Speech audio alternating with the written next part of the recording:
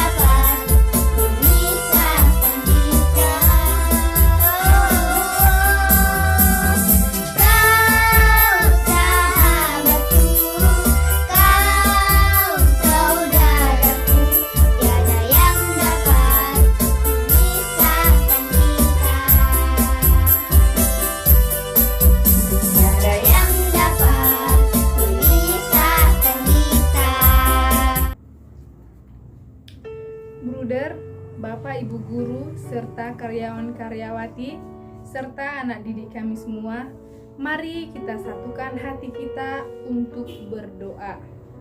Dalam nama Bapa dan Putra dan Roh Kudus, amin. Allah Bapa yang penuh kasih, kami bersyukur karena di masa pandemi ini Engkau selalu hadir menyertai kami, baik di saat suka maupun duka, yaitu ketika kami kehilangan anggota keluarga, sanak saudara, sahabat akibat COVID-19. Kami mohon utuslah Roh Kudus-Mu untuk membantu kami memahami sabda-Mu. Semoga melalui permenungan sabda, kami semakin yakin bahwa Engkau tidak pernah meninggalkan kami dalam menghadapi kesedihan karena kehilangan orang-orang yang sangat kami cintai, sebagaimana Yesus tidak meninggalkan sahabat-sahabat ketika mereka kehilangan saudara mereka yang terkasih. Demi Kristus Tuhan dan pengantara kami, amin. Dalam nama Bapa dan Putra dan Roh Kudus, amin. Mari Bapak Ibu dan anak-anak didik kami yang terkasih, mari kita siapkan hati kita untuk mendengarkan sabda Tuhan yang diambil dari Yohanes 11 ayat 4 sampai dengan 44. Ada seorang yang sedang sakit, namanya Lazarus. Ia tinggal di Betania, kampung Maria dan adiknya Marta. Maria ialah perempuan yang pernah meminyaki kaki Tuhan dengan minyak mur dan menyekanya dengan rambutnya. Dan Lazarus yang sakit itu ialah saudaranya. Kedua perempuan itu mengirim kabar kepada Yesus, "Tuhan, dia yang Engkau kasih sakit." Ketika Yesus mendengar kabar itu, ia berkata, "Penyakit itu tidak akan membawa kematian, tetapi akan menyatakan kemuliaan Allah. Sebab oleh penyakit itu, anak Allah akan dimuliakan." Yesus memang mengasihi Marta dan kakaknya dan Lazarus. Namun setelah didengarnya bahwa Lazarus sakit, ia sengaja tinggal 2 hari lagi di tempat di mana ia berada. Tetapi sesudah itu ia berkata kepada murid-muridnya, "Mari kita kembali ke Yudea." Murid-murid itu berkata kepadanya, "Rabi, baru-baru ini orang-orang Yahudi mencoba melempari engkau. Masih maukah engkau kembali ke sana?" Jawab Yesus, "Bukankah ada 12 jam dalam satu hari? Siapa yang berjalan pada siang hari, kakinya tidak terantuk, karena ia melihat terang dunia ini. Tetapi jika seorang berjalan pada malam hari, kakinya terantuk, karena terang tidak ada dalam dirinya." Demikianlah perkataannya, dan sudah itu ia berkata kepada mereka, "Lazarus saudara kita telah tertidur, tetapi aku pergi ke sana untuk membangunkan dia dari tidurnya." Maka murid-murid itu berkata kepadanya, "Tuhan, jikalau ia tertidur, ia akan sembuh." Tetapi maksud Yesus ialah tertidur dalam arti mati. Sedangkan sangka mereka Yesus berkata tentang tertidur dalam arti biasa. Karena itu Yesus berkata dengan terus terang, "Lazarus sudah mati. Tetapi syukurlah aku tidak hadir pada waktu itu, sebab demikian lebih baik bagimu, supaya kamu dapat belajar percaya. Marilah kita pergi sekarang kepadanya." Lalu Thomas yang disebut Didimus berkata kepada teman-temannya, yaitu murid-murid yang lain, "Marilah kita pergi juga untuk mati bersama-sama dengan dia." Maka ketika Yesus tiba, didapatinya Lazarus telah 4 hari berbaring di dalam kubur. Betania terletak dekat Yerusalem, kira-kira 2 mil jauhnya. Di situ banyak orang Yahudi telah datang kepada Marta dan Maria untuk menghibur mereka berhubung dengan kematian saudaranya. Ketika Marta mendengar bahwa Yesus datang, ia pergi mendapatkannya, tetapi Maria tinggal di rumah. Maka kata Marta kepada Yesus, "Tuhan, sekiranya Engkau ada di sini, saudaraku pasti tidak akan mati. Tetapi sekarang pun aku tahu bahwa Allah akan memberikan kepadamu segala sesuatu yang engkau minta kepadanya." Kata Yesus kepada Marta, "Saudaramu akan bangkit." Kata Marta kepadanya, "Aku tahu bahwa ia akan bangkit pada waktu orang-orang bangkit pada akhir zaman." Jawab Yesus, "Akulah kebangkitan dan hidup. Barang siapa percaya kepadaku, ia akan hidup walaupun ia sudah mati. Dan setiap orang yang hidup dan percaya kepadaku tidak akan mati selama-lamanya. Percayakah engkau akan hal ini?" Jawab Marta, "Ya Tuhan, aku percaya bahwa Engkaulah Mesias, Anak Allah. Dia akan datang ke dalam dunia." Dan sesudah berkata demikian, ia pergi memanggil saudaranya Maria dan berbisik kepadanya, "Guru ada di sana, dan ia memanggil engkau." Mendengar itu, Maria segera bangkit lalu pergi mendapatkan Yesus. Tetapi waktu itu Yesus belum sampai ke dalam kampung itu. Ia masih berada di tempat Marta menjumpai dia. Ketika orang-orang Yahudi yang bersama-sama dengan Maria di rumah itu untuk menghiburnya, melihat bahwa Maria segera bangkit dan pergi keluar, mereka mengikutinya, karena mereka menyangka bahwa ia pergi ke kubur untuk meratap di situ. Setibanya Maria di tempat Yesus berada dan melihat dia, tersungkurlah ia di hadapan kakinya dan berkata kepadanya, "Tuhan, sekiranya Engkau ada di sini, saudaraku pasti tidak akan mati." Ketika Yesus melihat Maria menangis dan juga orang-orang Yahudi yang datang bersama-sama dia, maka masih gula hatinya.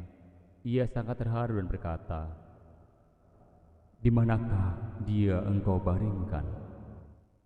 Jawab mereka, "Tuhan, marilah dan lihatlah." Maka menangislah Yesus. Kata orang-orang Yahudi, "Lihatlah betapa kasihnya kepadanya." Tetapi beberapa orang di antaranya berkata, "Ia yang memelekkan mata orang buta, tidak sanggupkah ia bertindak sehingga orang ini tidak mati?" Maka masih gula pula hati Yesus. Lalu ia pergi ke kubur itu. Kubur itu adalah sebuah gua yang ditutupi dengan batu. Kata Yesus, "Angkat batu itu." Marta, saudara yang meninggal itu, berkata kepadanya, "Tuhan, ia sudah berbau, sebab sudah 4 hari ia mati." Jawab Yesus, "Bukankah sudah kukatakan kepadamu, jikalau engkau percaya, engkau akan melihat kemuliaan Allah?" Maka mereka mengangkat batu itu.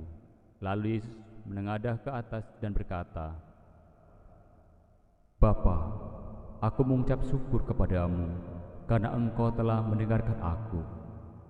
Aku tahu bahwa engkau selalu mendengarkan aku. Tetapi oleh karena orang banyak yang berdiri di sini mengelilingi aku mengatakannya supaya mereka percaya bahwa engkaulah yang telah mengutus aku." Dan sudah berkata demikian, berserulah ia dengan suara keras, "Lazarus, marilah keluar." Orang yang telah mati itu datang keluar, kaki dan tangannya masih terikat dengan kain kafan, dan mukanya tertutup dengan kain peluh. Kata Yesus kepada mereka, "Bukalah kain-kain itu dan biarkan ia pergi." Banyak di antara orang-orang Yahudi yang datang melawat Maria dan yang menyaksikan sendiri apa yang telah dibuat Yesus percaya kepadanya. Demikianlah firman Tuhan. Terpujilah Kristus. Baik anak-anak ibu yang terkasih, kita sudah mendengarkan firman Tuhan mengenai Yesus yang membangkitkan Lazarus yang diambil tadi dari Yohanes 11 ayat 4 sampai dengan 44. Nah, mari anak-anakku yang terkasih, kita dalami bacaan hari ini mengenai kisah Yesus membangkitkan Lazarus dengan beberapa pertanyaan. Yang pertama, ketika Lazarus sakit, apa yang dilakukan oleh Maria dan Marta, saudari-saudarinya? Tadi kita sudah mendengarkan bacaan tersebut kan? Apa yang dilakukan Maria dan Marta? Nah, yang dilakukan kedua perempuan itu adalah mengirim kabar kepada Yesus Tuhan bahwa Lazarus sedang sakit. Tuhan, dia yang engkau kasihi sakit. Itu yang dilakukan dan dikatakan Maria dan Marta kepada Yesus. Nah, pertanyaan yang kedua. Ketika Yesus datang, Lazarus sudah meninggal dan dikuburkan. Apa yang dilakukan Yesus terhadap Lazarus? Ayo, apa yang dilakukan Yesus terhadap Lazarus? Nah, Yesus datang ke kuburannya Lazarus. Kata Yesus, "Angkat batu itu." Yesus membangkitkan Lazarus dari kematian. Ya, itulah yang dikatakan Yesus. Lalu, bagaimana cara Yesus membangkitkan Lazarus yang sudah dikuburkan itu? Bagaimana cara Yesus? Kata Yesus, "Angkat batu itu." Kemudian Yesus berdoa. Yesus menengadah ke atas dan berkata, "Bapa, aku mengucap syukur kepadamu karena engkau telah mendengarkan aku. Tetapi oleh karena orang banyak yang berdiri di sini mengelilingi aku mengatakannya supaya mereka percaya bahwa engkaulah yang telah mengutus aku." Kemudian dengan suara keras, "Lazarus, marilah keluar," kata Yesus. Itulah cara Yesus membangkitkan Lazarus.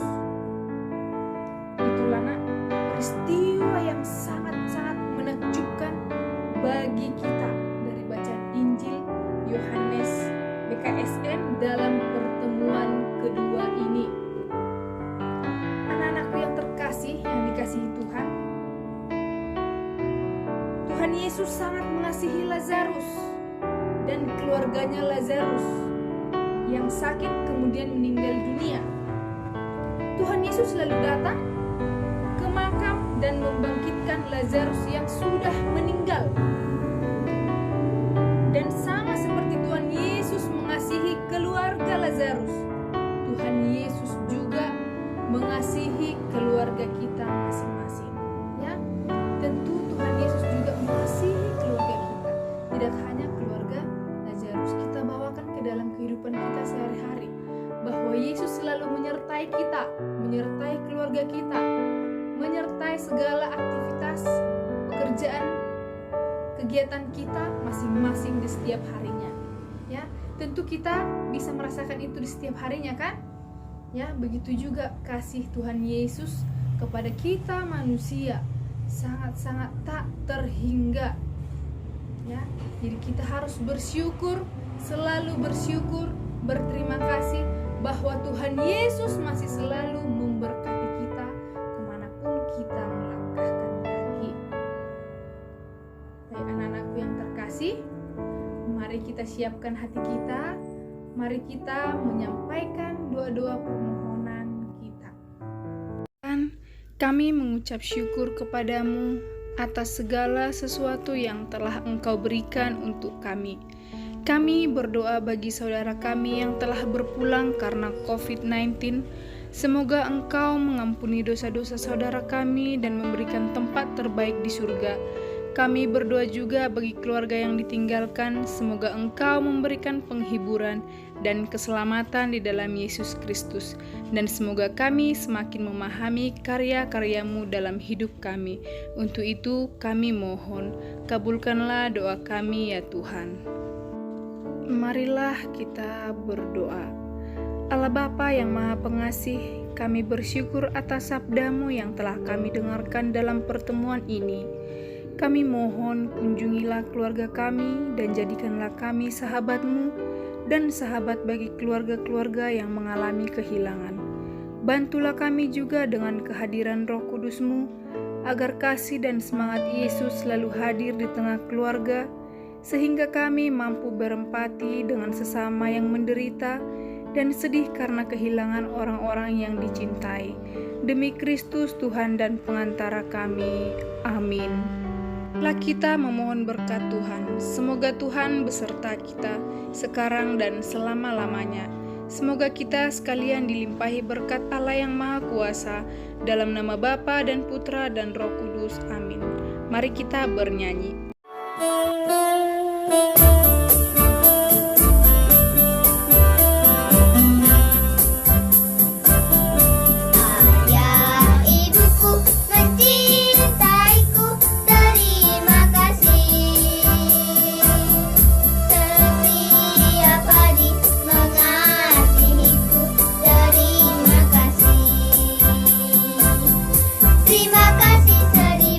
Terima kasih seribu pada Tuhan Allahku.